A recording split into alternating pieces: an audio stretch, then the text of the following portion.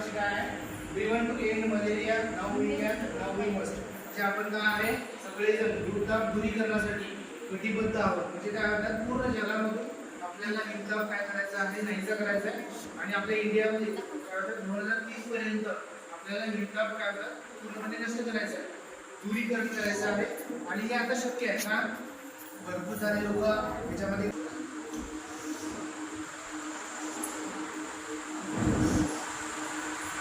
काय दिसते दिसते चित्र दिसते तुम्हाला दिसत नसेल तर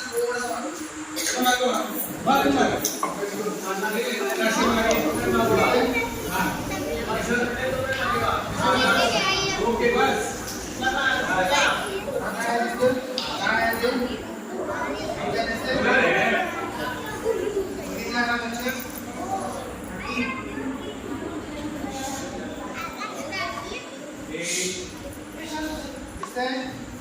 मच्छर आहे काय करतो मच्छर हे वेगळ्या प्रकारे बसतात. हा काय करतो अशा प्रकारे बघायचं हा दिसतंय. जर कोण वापरताना आपण मोजलं तर किती होणार आहे 45 डिग्रीचा कोण तसाच बसतो.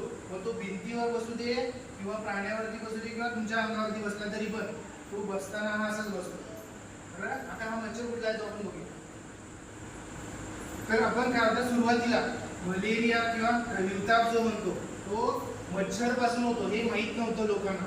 हे कुणी शोधून काढलं तर सर रोनाल्ड रॉस या सायंटिस्टने काय केलं की सुरुवातीला सांगितलं की हिवताप जो आहे तो माणसापासून माणसाला होत नाही तर काय होतं माणसाला मच्छर चावल्यामुळं त्या मच्छर दुसऱ्या माणसाला जर चावला तर त्या माणसाला काय होतं कसं होणार आहे त्या मच्छर वाटे काय होतं त्याचं काय होतं स्प्रेड होतो. बरोबर आहे. हे कुणी सांगितलं रोनाल्ड रॉसनं.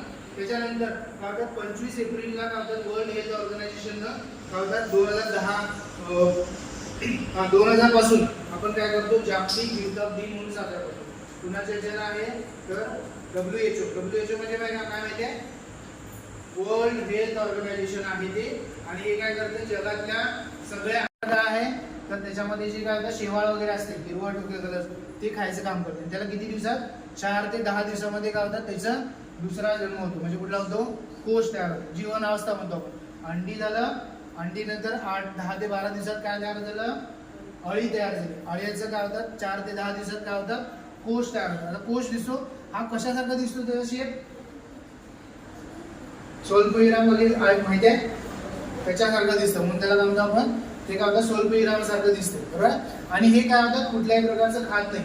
ही फक्त खाते. हे काही खाण्याचं काम करत नाही. ते निष्क्रिय असते आणि फक्त काय होतात पाण्याजवळ खाली वरती यायचं काम करतात. बरोबर.